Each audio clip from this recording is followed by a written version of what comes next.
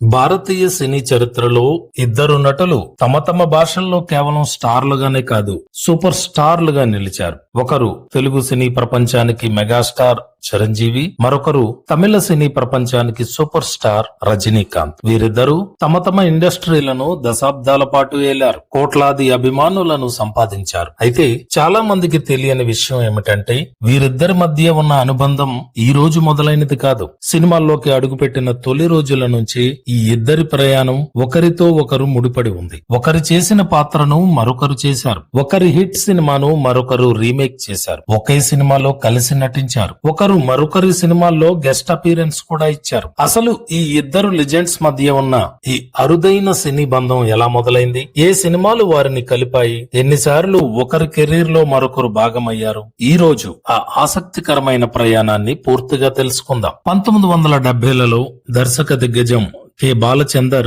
భారతీయ సినిమాకు కొత్త తరహా కథలను పరిచయం చేశారు. ఆయన తెరకెక్కించిన క్లాసిక్ సినిమాల్లో ఒకటి తమిళ చిత్రం అవర్గల్. ఈ సినిమాలో కమల్ హాసన్ హీరో, సుజాత హీరోయిన్, రజనీకాంత్ మాత్రం అత్యంత క్రూరమైన భర్త పాత్రలో కనిపించారు. హీరో కాదు, విలన్ కాదు, కానీ ప్రేక్షకులు ఎప్పటికీ మర్చిపోలేని నెగిటివ్ షేడ్స్ ఉన్న పాత్ర. సినిమా విమర్శకుల ప్రశంసలు అందుకుంది, ఇండియన్ పనోరమాలో కూడా ఎంపికైంది. ఇదే సినిమాను బాలచందర్ తర్వాత తెలుగులో ఇది కథ కాదు పేరుతో రీమేక్ చేశారు. కమల్ హాసన్ తన పాత్రను మళ్లీ పోషించారు, కానీ తమిళంలో రజనీకాంత్ చేసిన పాత్రను తెలుగులో అప్పుడే కెరీర్ ప్రారంభిస్తున్న చిరంజీవికి ఇచ్చారు. అప్పట్లో హీరో కావాలనే కలతో ఉన్న చిరంజీవి ఎలాంటి పాత్ర వచ్చినా నటించాలని నిర్ణయించుకున్నారు. అందుకే ఈ సినిమాలో ప్రతినాయక ఛాయలున్న పాత్రను అద్భుతంగా పోషించారు. అలా రజనీకాంత్ చేసిన పాత్రను చిరంజీవి చేయడం ద్వారా ఈ ఇద్దరి సినీ అనుబంధానికి తొలి అధ్యాయం ప్రారంభమైంది. 1980 ఇద్దరు కెరీర్ లో వేగంగా ఎదుగుతున్న సమయం. అలాంటి సమయంలో ప్రఖ్యాత దర్శకుడు ఐవి శశి తెరకెక్కించిన సినిమా ఖాళీ. ఈ చిత్రం తెలుగు తమిళ భాషల్లో ఏకకాలంలో రూపొందింది. రజనీకాంత్ హీరో, చిరంజీవి కీలక పాత్ర, సీమ హీరోయిన్, సంగీతం ఇళయరాజా. ఇద్దరికి సమాన ప్రాధాన్యం ఉండేలా పాత్రలు రూపొందించడం అప్పట్లో పెద్ద విషయం. ఆ సమయంలో ఎవరూ ఊహించలేదు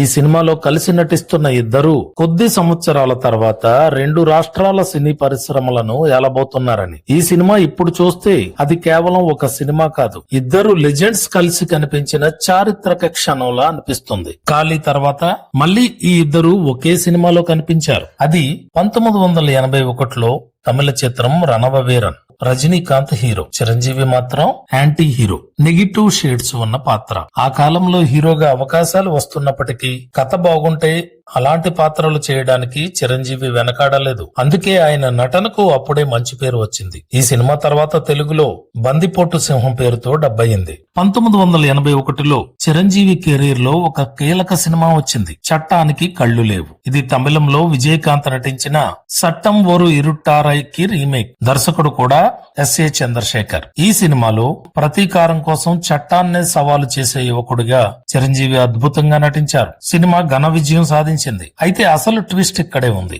ఇదే కథను హిందీలో అందా కానూన్ పేరుతో రీమేక్ చేశారు. చిరంజీవి చేసిన పవర్ఫుల్ పాత్రను రజనీకాంత్ పోషించారు. ఇంకా ప్రత్యేకత ఏమిటంటే ఈ సినిమాలో బాలీవుడ్ దిగ్గజం అమితాబ్ బచ్చన్ కూడా కీలక పాత్రలో నటించారు. రజనీకాంత్ కు ఇది హిందీలో స్టార్ ఇమేజ్ తీసుకొచ్చిన చిత్రాల్లో ఒకటిగా నిలిచింది. అంటే చిరంజీవి హిట్ పాత్ర రజనీకాంత్ హిందీలో మరోసారి సక్సెస్ అయింది. 1989 తెలుగు సినిమా చరిత్రలో భారీ సంచలనం. అత్తకు యముడు, అమ్మాయికి మొగుడు. కోదండరామిరెడ్డి దర్శకత్వం, విజయశాంతి, వాణిశ్రీ ప్రధాన పాత్రలు. ఈ సినిమా ఆ ఏడాది అత్యధిక వసూళ్లు సాధించిన చిత్రాలలో ఒకటి. ఇలాంటి బ్లాక్ బస్టర్ ను రజనీకాంత్ తమిళంలో మా పెళ్ళై పేరుతో రీమేక్ చేశారు. అక్కడ కూడా సంచలన విజయం. 200 రోజులకు పైగా ప్రదర్శితమైంది.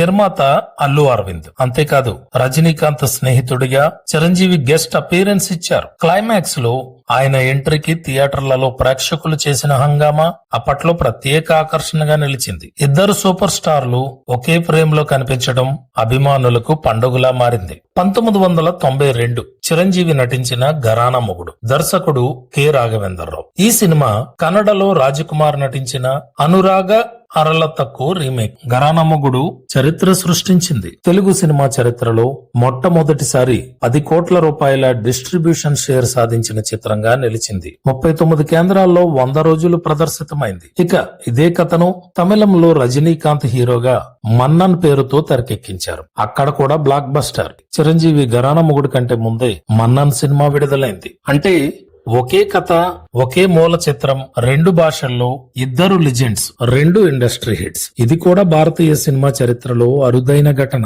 సాధారణంగా 2 సూపర్ స్టార్ల మధ్య పోలికలు ఉంటాయి, ఫ్యాన్ వార్స్ ఉంటాయి, రికార్డుల పోటీ ఉంటుంది. కానీ చిరంజీవి రజనీకాంత్ విషయంలో మాత్రం కథ పూర్తిగా భిన్నం. ఒకరి సినిమాలను మరొకరు గౌరవించారు, ఒకరి పాత్రలను మరొకరు పోషించారు, కలిసి నటించారు, ఒకరి విజయాన్ని మరొకరు అభినందించారు. వారి ప్రయాణం మనకు చెప్పే విషయం ఒక్కటే, నిజమైన స్టార్డమ్ అనేది పోటీతో కాదు, పరస్పర గౌరవంతో మరింత గొప్పదవుతుంది. అందుకే ఈ రోజు కూడా తెలుగులో మెగాస్టార్ అంటే చిరంజీవి, తమిళంలో సూపర్ స్టార్ అంటే రజనీకాంత్. ఈ 2 పేర్లు వినగానే కోట్లాది మంది అభిమానుల హృదయాల్లో ఒకే స్థాయి గౌరవం కనిపిస్తుంది. వారి మధ్య ఉన్న ఈ దశాబ్దాల సినీ అనుబంధం భారతీయ సినిమా చరిత్రలో ఎప్పటికీ చెరగని అధ్యాయంగా నిలిచిపోతుంది. ఈ వీడియో మీకు నచ్చితే తప్పకుండా లైక్ చేయండి. ఇలాంటి అరుదైన సినీ విశేషాల కోసం మూవీ సెంటర్ ఛానల్ ను సబ్స్క్రైబ్ చేసి బెల్ ఐకాన్ ను ప్రెస్ చేయడం మర్చిపోవద్దు.